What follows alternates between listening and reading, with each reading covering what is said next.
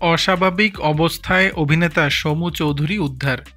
মঞ্চ, টিভি এবং সিনেমার জনপ্রিয় অভিনেতা সমু চৌধুরীকে অস্বাভাবিক অবস্থায় ময়মনসিংহ থেকে উদ্ধার করা হয়েছে।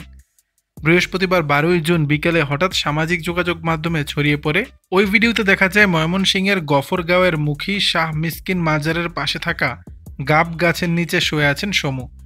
এ খবর অভিনয় শিল্পী সঙ্গে পৌঁছালেই দ্রুত ব্যবস্থা নেয় সংগঠনটি।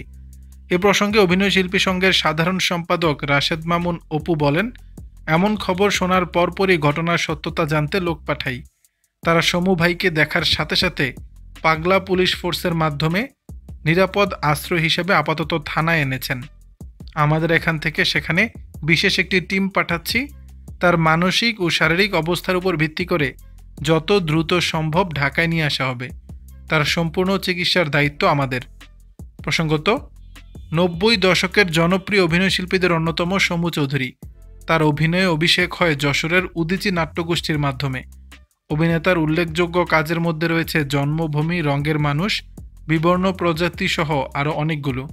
দর্শক, বিষয়টি নিয়ে আপনাদের মতামত জানাবেন নিচের কমেন্ট বক্সে।